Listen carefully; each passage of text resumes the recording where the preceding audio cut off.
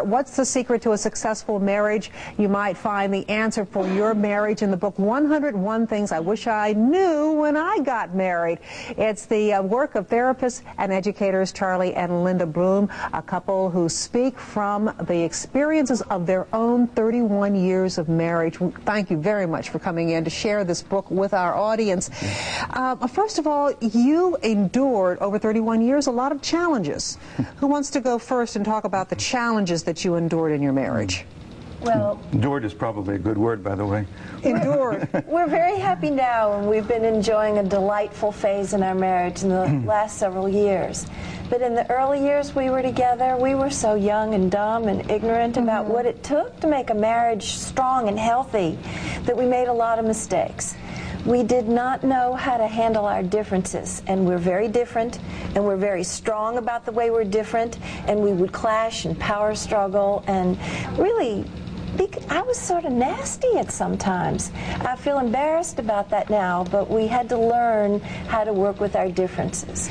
And Charlie, you speak very bluntly about infidelity was a problem for you, and there are marriages that have dealt with and are dealing with the infidelity problem.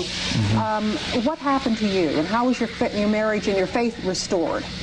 Well, we talk about betrayal, and we talk about the loss of trust, and we talk about it from our own experiences.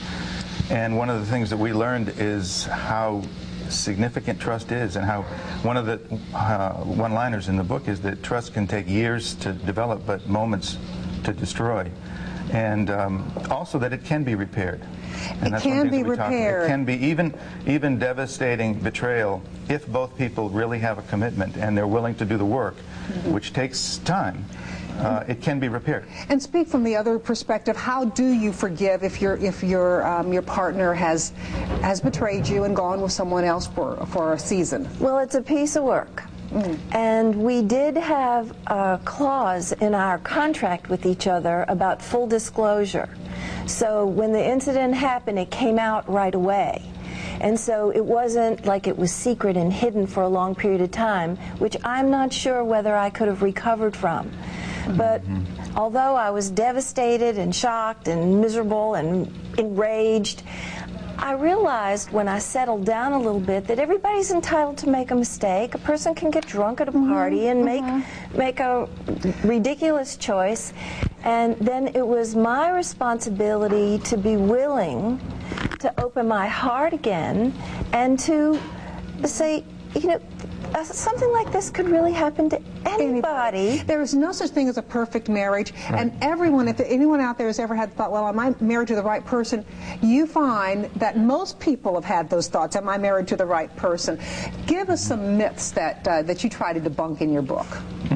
Marriage myths. Yeah, that's one of them, that there is a perfect soulmate out there with whom I can be forever, eternally happy without any effort and any difficulty. My Prince Charming has arrived. Yeah. So one of the one-liners is the prince ain't going to show. He's not going to show up. And that's one of the myths. And then also, what are some of you talk about the importance of being vulnerable in your book. What's the importance of vulnerability? Well, to have real intimacy, two people have to let down their image. And they have to open their hearts up. And so when you feel the impulse to keep that image up, to consciously make a choice, and we have thousands of opportunities to do that, to show our more tender feelings, to admit it when we feel frightened, to admit it when we're triggered. That reminds me of when I felt controlled in the past.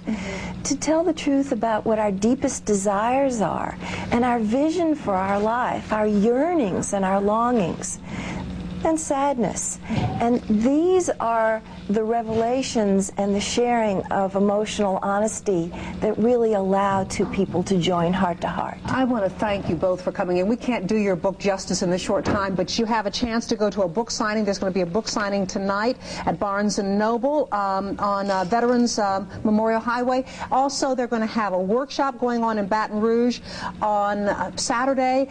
Go to the website bloomwork.com for more information about that, and newworldlibrary.com to find this book. There are so many great tips for families out there, for couples who want to keep the love strong in their marriage. I thank you both for coming in and sharing. Thank you. Thank you.